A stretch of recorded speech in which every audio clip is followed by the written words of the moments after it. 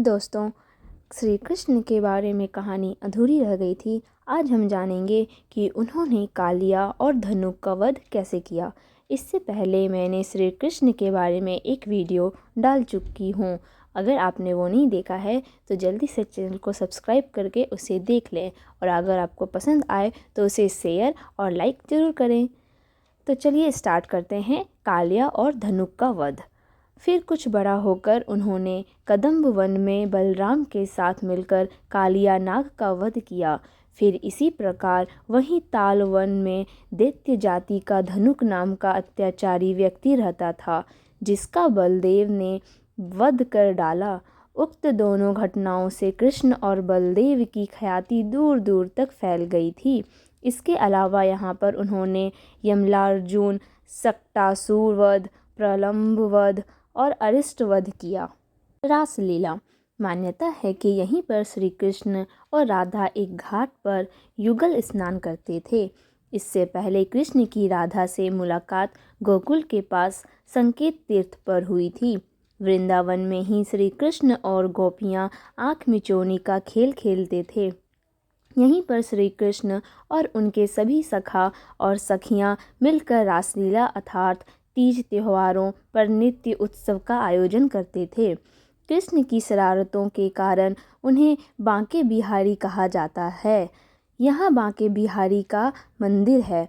यहाँ पर यमुना घाट के प्रत्येक घाट से भगवान कृष्ण की कथा जुड़ी हुई है।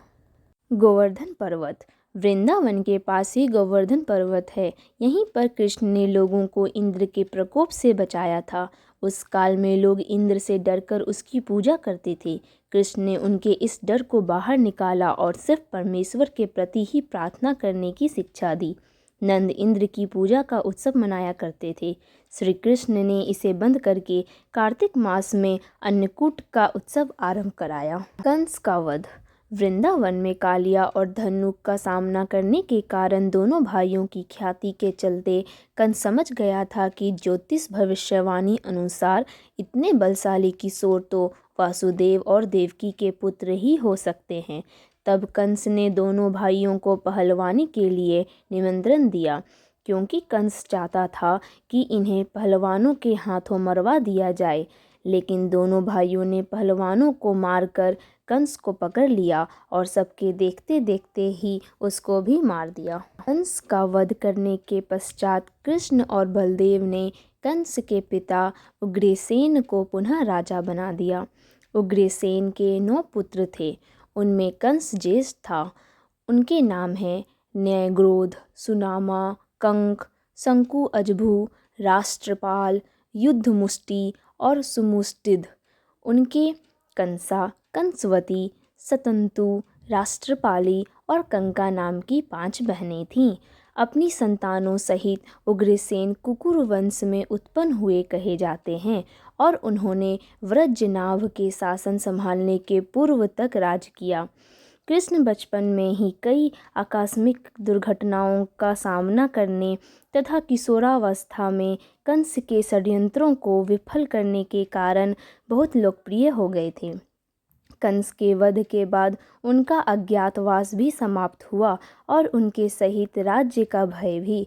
तब उनके पिता और पालक ने दोनों भाइयों की शिक्षा और दीक्षा का इंतजाम किया। गुरु का आश्रम। दोनों भाइयों को अस्त्र शस्त्र और शास्त्र की शिक्षा के लिए सांदीपनि के आश्रम भेजा गया, जहाँ पहुंचकर कृष्ण बलराम ने विधिवत दीक्षा ली और अन्य शास्त्रों के साथ धनुर्विद्या में विशेष दक्षता प्राप्त की। वहीं उनकी सुदामा ब्राह्मण से भेंट हुई, जो उनका गुरु भाई हुआ। इस आश्रम में कृष्ण ने अपने जीवन के कुछ वर्ष बिताकर कई सारी घटनाओं से सामना किया और यहाँ भी उनको प्रसिद्धि मिली। शिक्षा और दीक्षा हासिल करने के बाद कृष्ण और बलराम पुनः मथुरा लौट आए और फिर वे मथुरा की सेना और शासन का कार्य देखने लगे। उग्रसेन जो मथुरा के राजा थे, वे कृष्ण के नाना थे।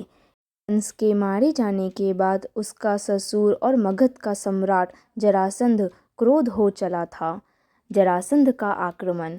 जब कंस का वध हो गया तो मगध का सबसे शक्तिशाली सम्राट जरासंध क्रोधित हो उठा, क्योंकि कंस उसका दामाद था। जरासंध कंस का ससुर था। कंस की पत्नी मगध नरेश जरासंध को बार बार इस बात के लिए उकसाती थी कि कंस का बदला लेना है।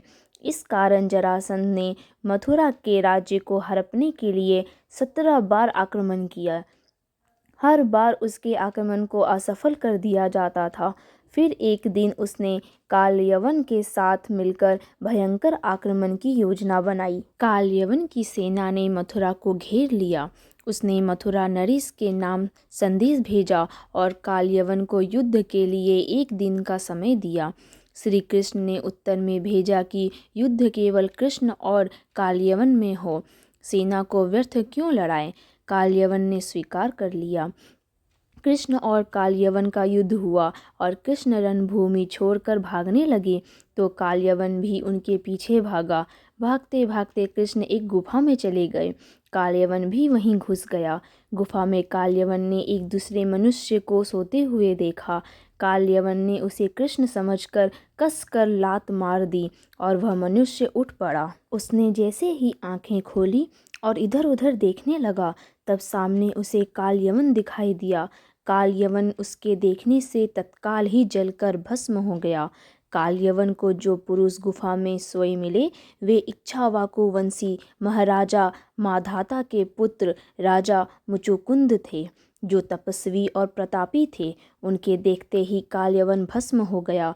मुचुकुंद को वरदान था कि जो भी उन्हें उठाएगा वह उनके देखते ही भस्म हो जाएगा। आशा करती हूँ कि यह कहानी आपको काफ़ी पसंद आई होगी। अगर आपको कहानी पसंद आई है तो आप इसे लाइक करें, शेयर करें और रोज़ाना कहानियाँ सुनने के लिए यूट्यूब चैनल को भी सब्सक्राइब करें। हरे कृष्णा।